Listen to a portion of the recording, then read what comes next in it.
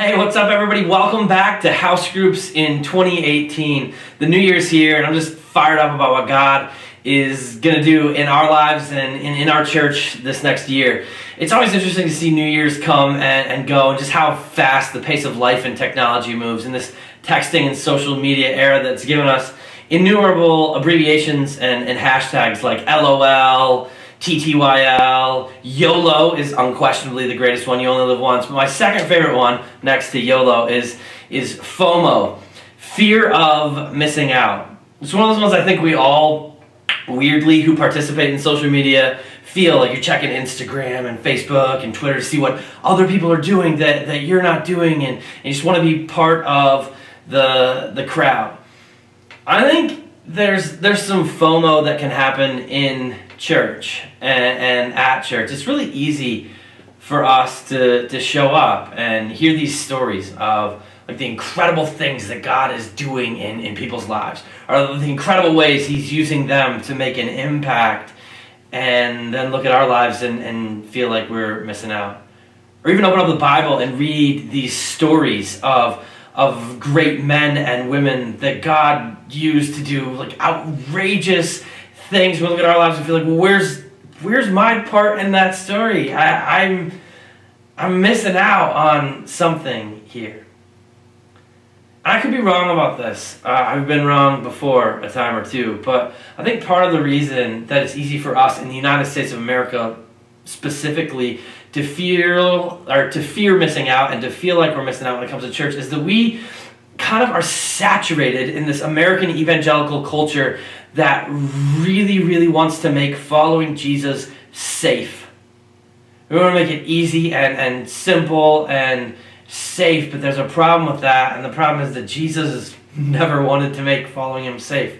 He never said it'd be safe or easy. He's just not on that same agenda. And so I'm convicted, I'm convinced, and I'm excited for the series ahead that like if we don't want to miss out on the lives God has for us and the lives He made us for, if we don't want to miss out on making an impact and seeing Him use our lives to be on His mission and on His purpose while we're still here, then it's going to require some risk-taking on our part. Not just a willingness to do what He tells us to do, but a willingness to pray some dangerous prayers. So we're kicking off this year with this series, Dangerous Prayers, because I believe that God wants us to start praying these big, huge, dangerous prayers that take our lives and shift them in an entirely different direction. This week we're going to talk about this prayer, the prayer of examine, search me. Next week we're going to talk about the prayer break me. And then we're going to talk about the prayer send me. And week 4 in January we got a really special message. My buddy Mark Warder is coming down from Minnesota to talk about heal me. And just the way that God kind of has these prayers for us that He expects to be normal that we've made weird. It's going to be an incredible month. But search me, this prayer of examine is one that David prayed in Psalm 139. It says, search me, God, and know my heart. Test me and know my anxious thoughts. See if there's any offensive way in me and lead me in the way everlasting. Now, that's a big, intense, scary prayer to open up our lives to God's microscope and say, God, come in and show me the things that you see inside of me that maybe I don't see. It's dangerous to ask God to show us the ugly stuff that lives inside of us that we haven't been self-aware of, that hasn't shown up when we looked in the mirror because our hearts have been telling us we were okay when we really weren't. It's scary to tell God that it's okay for Him to reveal to us our deepest, darkest fears, those places in our life we don't really trust Him, so we're scared. It's scary to ask God to show us our sin because sometimes we don't want to admit that our sin is sin, and if we ask Him to do it, He will. And it's scary sometimes to ask Him to point us down a new path because the one we're going down is pretty comfortable and it's pretty easy, and we know when we open up our Bibles that He's kind of not promising us easy or simple.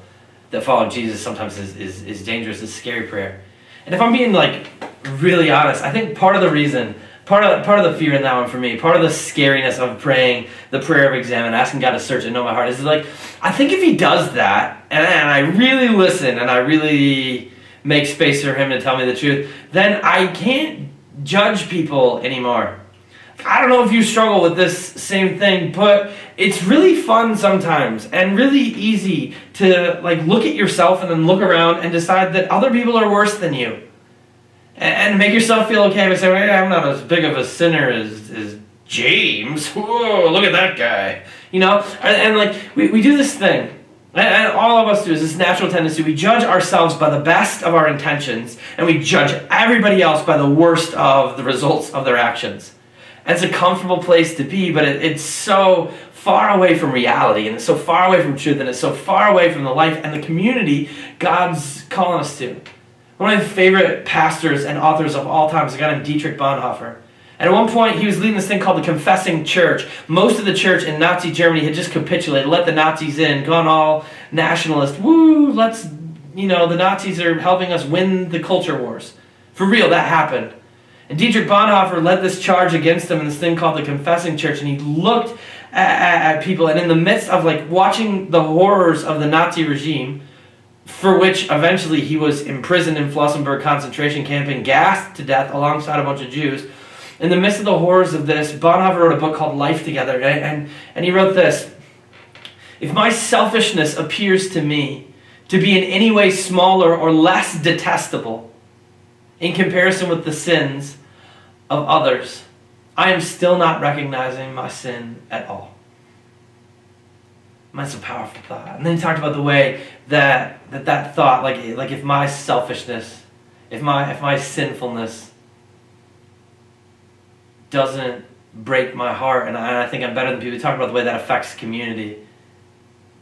He says, how can I possibly serve in humility another person who I think is worse and dirtier than me? So part of allowing God to search us, part of inviting Him in, is acknowledging that when He comes in and when He searches us and when He tells us what's really in the deepest, darkest, dirtiest places of our soul, we're going to have to admit that we're the same as everybody else around us. That every other human on this planet is in the same broken space, in the same broken condition. And we're going to have to do that with the full knowledge that when we see people like that, when we see people like God sees them, our hearts are going to break and we're going to have to serve them. Even the lowly and even the gross and even the disturbing people. And it's hard. I think, too, it's a scary prayer to pray because we're just worried about the pain it'll bring. And knowing truths about ourselves that are uncomfortable, having God examine our hearts is going to bring some pain. There's some hurt in that, and we're worried that it's just going to heap guilt on us. I said this on Sunday, I'll say it again.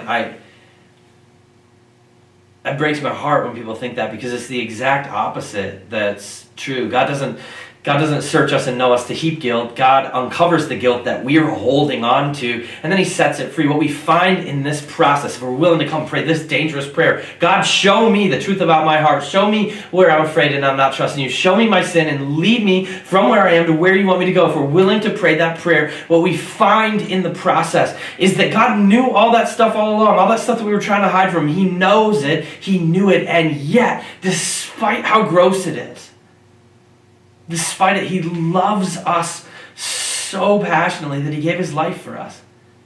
I mean, it's incredible and it's liberating to know that we are fully known and yet fully loved. And when we know that, when we do that, when God reveals our hearts to us in that way, we can move kind of from our motivations to God's mission in the world. He's going to reroute us individually and as a community from where we're headed selfishly, from where we're still chasing the brokenness of our hearts, to the places He created us for and the impact He created us to make. So my challenge this week is, will you just pray that prayer with me? Will you kick off 2018 by praying the prayer of examine, praying Psalm 139, 23, and 24 every day this week, and just seeing what God does in your heart, what God brings up, and how God brings healing, and where God points you from where you are to who and where He made you to be.